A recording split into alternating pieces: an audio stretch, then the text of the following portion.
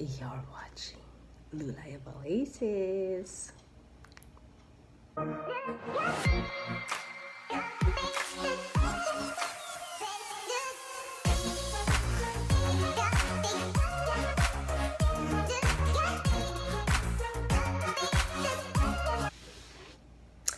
Okay, mga KaLulers, it's almost 2 in the morning and we just finished the talk show of Soaring High. So,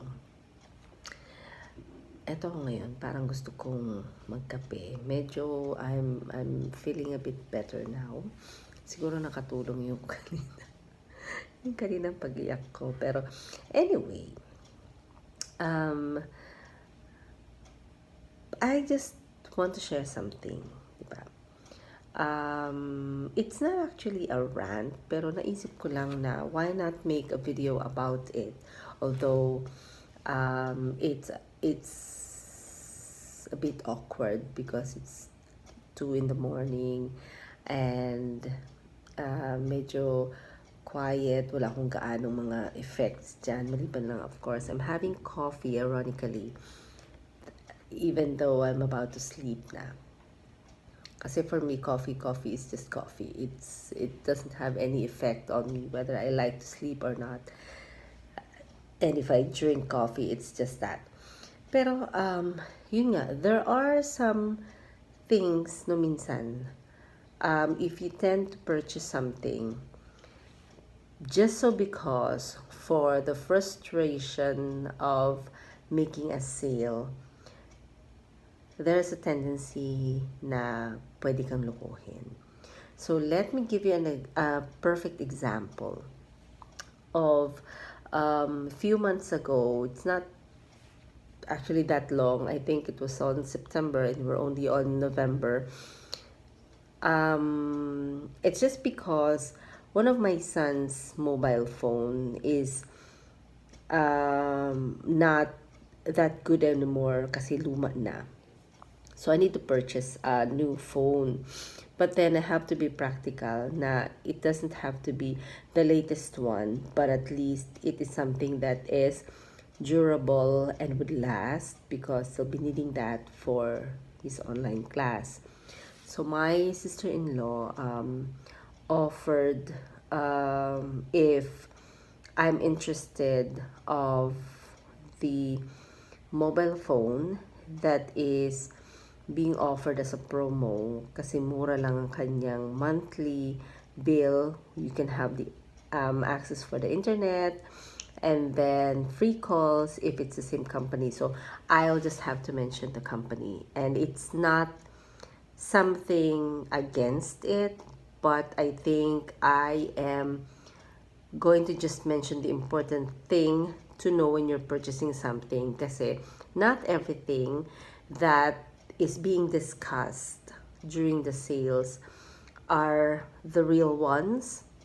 Kasi what happened was with globephilippines, they have an offer and they would give you the lowest rate, and I have the 599 monthly postpaid for the internet and free calls if you're calling the same company, Globe, whether it's cell phone or landline.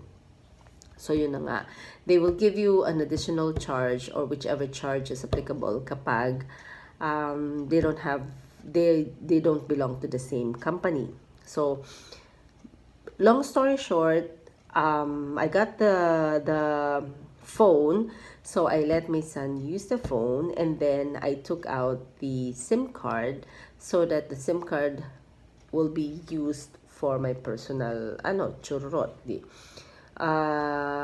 After that, I transferred kasi yung iPhone ko is an open line, so I transferred my prepaid SIM card from my iPhone to the old Samsung S4, and then yung bagong Globe ang ginamit ko sa iPhone 6. Then I was thinking, okay, since I transferred the SIM to another gadget, might as well transfer yung GCash ko. Ayun na. gamit ko ng GCash number nung bagong SIM, it's already telling me that I have to pay 1,450 pesos.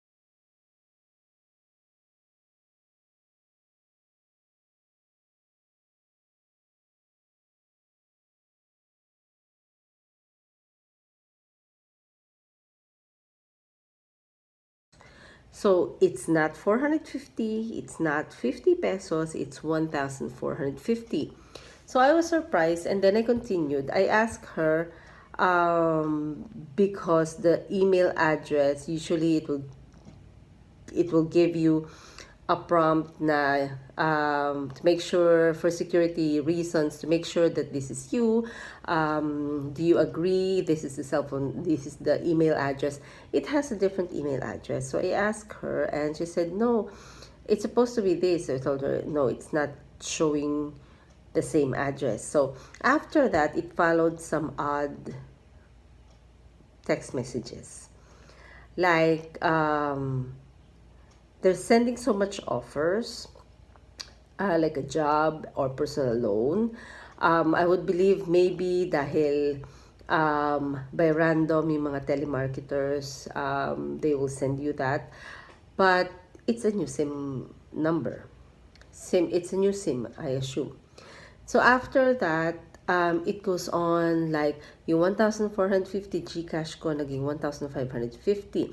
So that's why I could not use that GCash kasi kung lalagyan ko ng laman yon, mawawala yung GCash ko kasi I have to pay this amount that it's asking me to pay. Nung ilang araw din, may mga ad na nagtatanong ng parental ko daw, rental houses, kung interested daw ba ako sa job, so mga ganon. So I'm assuming na okay, normal lang yan. Hanggang sa may nag-message sa akin na my bill has been overcharged with 300 pesos. To confirm that you did not exceed your amount, follow the instruction. So, it's a bit odd kasi if it's coming from Globe, it will actually say that the message is coming from Globe. It will be a registered number, Globe. Pero hindi, it's a private number. So, I didn't respond to that, and I asked my sister-in-law, she confirmed with the agent of Globe na wag lang daw pansinin kasi if I did follow the instructions stated on the SMS, what will happen is whoever is aiming to get that 300 monthly free for them, it will be charged to me. Kaya I'm going to post the screenshot of that messages, diba?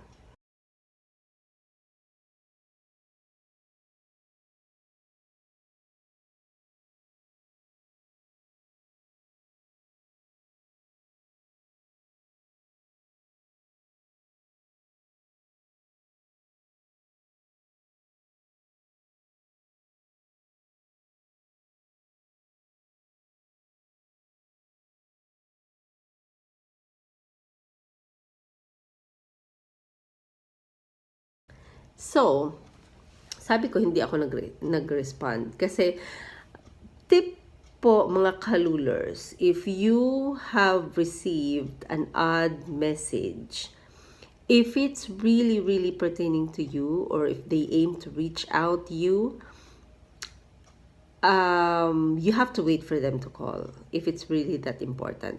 Pero do not engage yourself. And I repeat, do not engage yourself on any conversation if you do not know that person sending you messages, especially those odd messages na giving you instructions. Kasi once you get engaged, you will definitely have a safety issue with that. So, another thing, after lang mga days, hindi ako nag-respond doon. Nangyari uli. Sabi, they are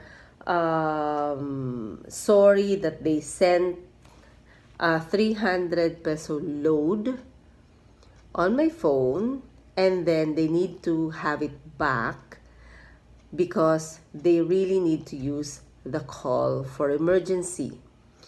And then with that same instruction that if you want to reverse, blah, blah, blah, follow the instruction.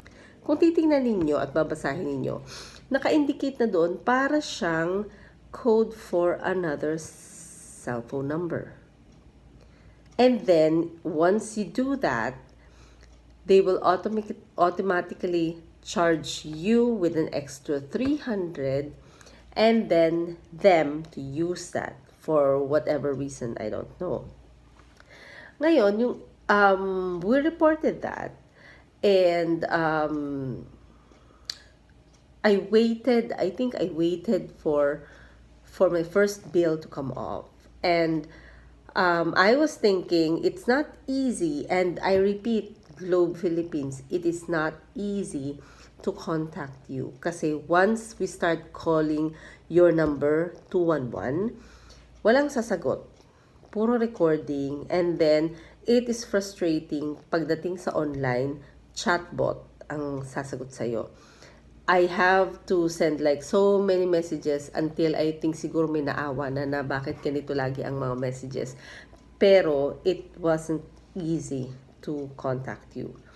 So, ang nangyari, I waited for them to contact me. Paano?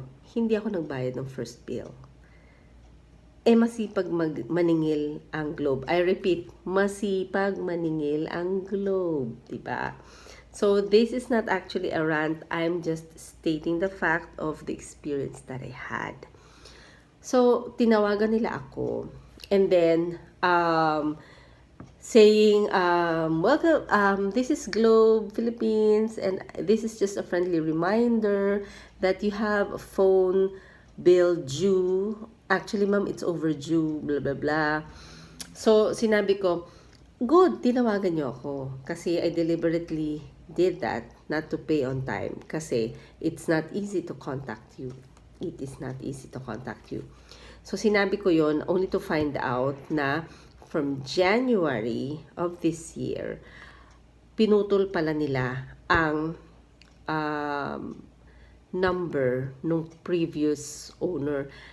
Meaning, the SIM card that they issued to me or to my sister-in-law is actually a recycled SIM card.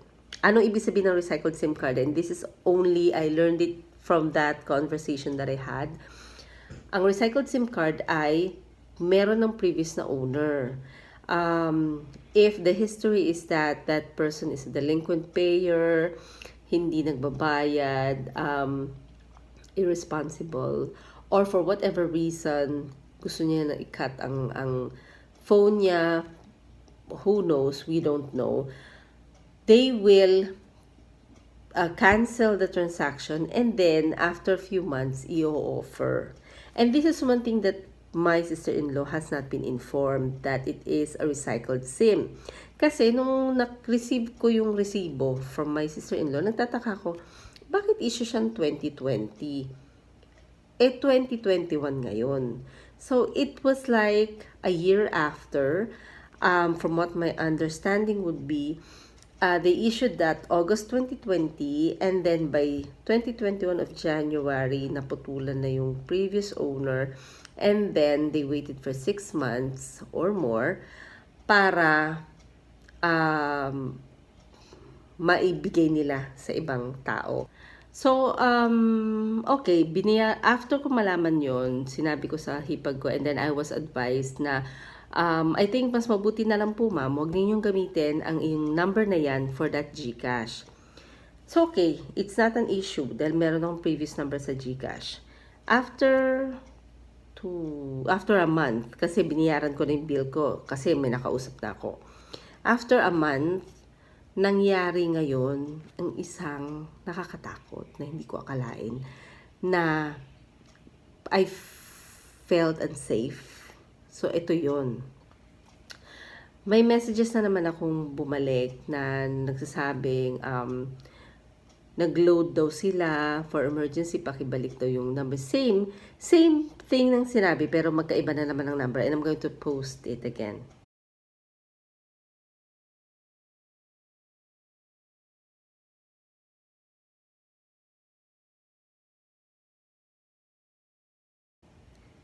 Kasi the reason I have to post this, kasi for safety purposes, this should not be kept.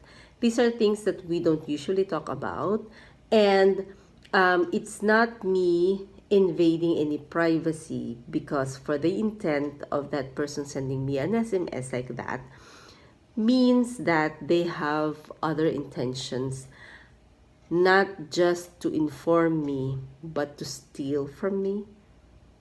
Because kung i-analyze niyo yung messages nila, di ba? Why am I going to follow such instruction kung ibabalik ko lang din sa kanila ang sinend nilang load sa akin? It's just easy. Hindi iyon ang command. Number 2, postpaid ang cellphone ko. So bakit? I don't know. Do you think it will receive a prepaid card kung postpaid? Hindi ba? So, dun pa lang, alam ko na parang goyo-goyo lang ito. So, I never engaged to any of those conversations. I never started saying. So, what happened then after, may tumawag sa akin. Offering an insurance. Pero, I was asking that person, dire-diretso siya nagsasalita. So, nagets ko na it's a recording. It's a recording. And then, when I was shouting na, hello, is there anybody there that I can talk to? A real person whom I can talk to. Mayroon na lang nag-cut ng record about that insurance. And then, saying na, oh, I'm sorry, we will just remove your number from our list. So, you better remove my number from your list.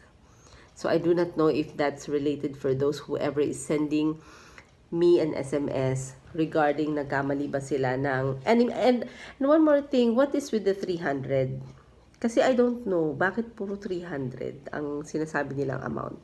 So, anyway, one more thing that happened that triggered us to really push through changing my number is may nag-message sa akin, and in Tagalog yon, meaning kung sa English pa, initial warning, telling me na hindi nila makontak ang certain person na ito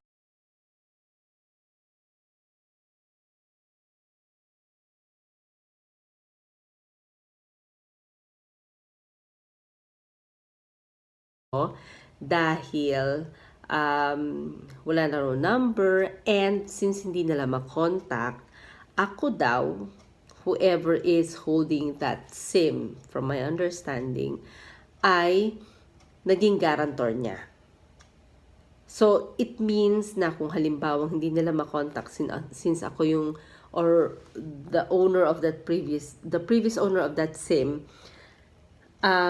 naging guarantor niya, siya yung sasagot ng kung ano man. So, dun na ako nakaramdam na this is getting way out of hand, na what if natitrace nila yung SIM, and then one day nasa mall ako, bigla na lang meron sa aking magpuposas dahil, or whoever man, kung ano man ang kanilang intention, mahaharas ako or whatever. Kasi hindi naman nila alam kung sino yung may hawak talaga ng previous SIM na yun eh. Alam lang nila na etong tao na to, pero whoever yon, hindi nila personally kilala. Alam lang nila na ito yung hawak na SIM nung taong yon. So, tumawag kami sa Globe, and nag-report ang hipag ko kasi it's still under her name. And then, tumawag kami ang Globe ay tumawag sa akin. So, security purposes, may confirmation, ganyan. Procedure. It took about 2 days para mapalitan nila yung SIM. But the thing is, because of that safety issue, Globe Philippines is charging me a fee because I requested to change my number. Hello, Globe. Hindi ko kasalanan yon kasi had you told us that it's recycled SIM, di ba? There is a possibility na hindi namin kukunin. Kasi nga, we paid for the condition na eto ang babayaran mo monthly. Siyempre, number one service that we're expecting is the security and confidentiality namin with pertaining to the messages and all those stuff. Pero wala siya dahil nga sa ongoing ang mga messages pertaining to whoever is the previous owner of that SIM. Hindi ba parang unfair naman yun na magbabayad ako ng 550 para sa pag-change ng SIM card with the issue of my safety and yung kayo ang nagbigay nung SIM na yon na hindi nga ninyo alam, or kung alam man ninyo, parang blindly binigay ninyo at ipinasa ninyo sa ibang tao na hindi ninyo alam, hindi maganda yung mga history ng transaction ng previous owner na yon. Hindi ba parang unfair yon? Di ba? I repeat, hindi ba parang unfair yon? I mean, eto lang, sinasabi ko lang. Kasi diba, hindi kasi siya appropriate para isingil ninyo sa tao. Ang issue meron namang kayong part na kinalaman. So, yun lang ang masasabi ko. Siguro for now, these are just a few things na we don't usually talk about. Pero in reality, this is the reason why bakit yung ibang mga tao na overcharge. Kasi nga, you have to remember guys, KaLulers, na whenever you purchase something, especially yung mga smart, pertaining dun sa mga smart, sa mga SIM cards, you have to ask the agent kung recycled ba yun or brand new. Kasi, they actually just change it online. Chinange nila online yun. Pero, chinange nila online yun and it's actually their responsibility na ganun ang nangyari. Magbabayad ako ng 500. Di ba parang unfair yun? Hindi yun ang term doon eh. It's injustice. Diba? I'm just saying. So, may mga bagay pa na hindi actually sa atin sinasabi kapag meron tayong mga bibilhin, di ba? Susunod dyan sa pag-purchase ng property. Malalaman natin yan next time. Kaya, mga KaLulers, di ba? Yun lang naman ang ating vlog for today. Ingat-ingat lang po.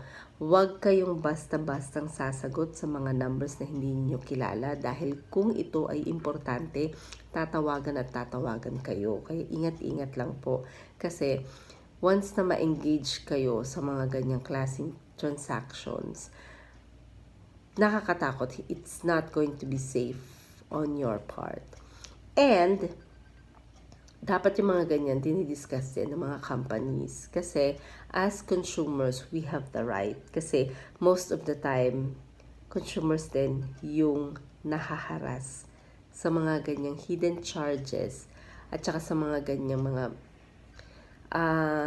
kung ano-anong mga issues na alam na pala ng seller. Tapos itong si buyer kawawa. Diba? Kaya that's it. Yun lang po ang ating vlog ngayon. Sana po ay manakuha kayong importante at mga facts, diba, na pwedeng makatulong sa inyo and your safety. Kasi nga mga KaLulers, life is so short, life is for living, and on Lulay of all aces, you learn nonsense, useful things that you can apply on your daily lives. Tatapusin ko na po yung coffee ko ha. Sige, thank you for watching. Comment lang po kayo on what you think about what I have said. Thank you, bye!